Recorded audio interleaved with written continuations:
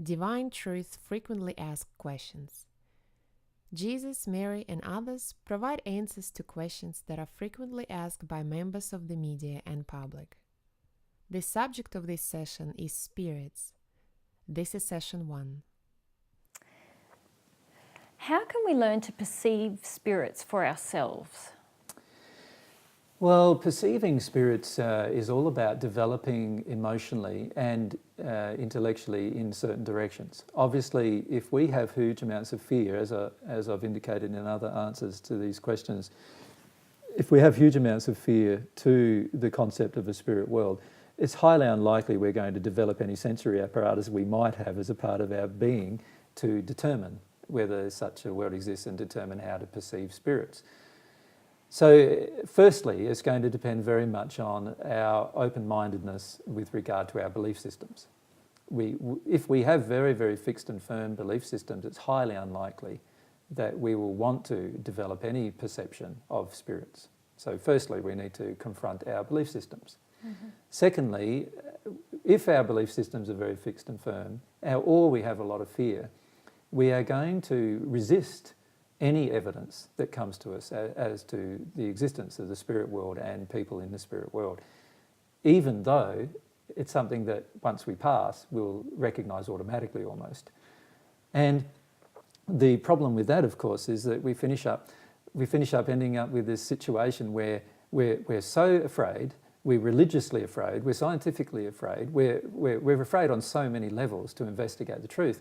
So of course we're not going to want to open up any potential perceptive powers that we may have to determine the ability, the communication ability to be between ourselves and spirits.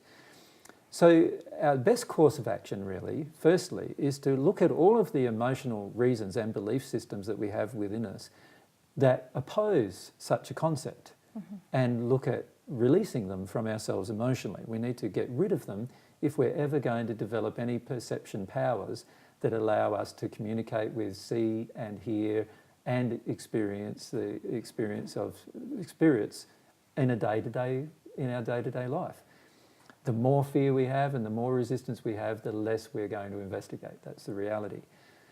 So what I would suggest if a person wants to develop this perception is that they must first work through all of these belief systems and fears that cause them to wish that such a thing is not true, that it doesn't exist. Then, of course, once we've worked our way through that, we could devise a group of experiments that will help us develop these perception powers if they actually exist. So firstly, we could imagine what kind of perceptive powers might exist, and then we could develop experiments, just like a scientist would, to confront the truth about the issue, whether it exists or not. And some people are doing this currently on the planet, but very few. My suggestion is that it needs to be a much more mainstream scientific endeavour than what it is currently. Mm-hmm. Once we do that, then we have released all of our fears, we've released all of our belief systems that tell us that it's not true, and now we have the ability to determine whether it's true or not, rather than just saying, no, it's not true and not even investigating. Then we need to take a form of investigation that is scientific in its nature and allows us to develop different characteristics and also study the people who have already or who already claim to have developed such characteristics and find out what is unique to them. Mm-hmm. And in the end, you usually find that these people have been talking to spirits ever since they were children, and nobody shut them down, nobody turned it off, mm-hmm. nobody imposed upon them any rules about it. And as a result, this communication ability and the sight ability continued from the time they were a child right the way through to their current time. Alternatively, we often see that somebody had a life experience of some kind that caused their perception to change, that allowed them to develop certain characteristics within themselves that they wouldn't have previously developed. And from that point in time, they could see and hear or communicate with spirits and therefore see the reality of it. These kind of people could be studied. What kind of emotional things happened during that time and what caused the particular thing to occur. And all of these things can be determined through scientific analysis. Mm-hmm. However, the majority of people on the planet, as I've previously stated, are pretty resistive to the scientific analysis of the existence of a spirit world and the existence of life after death.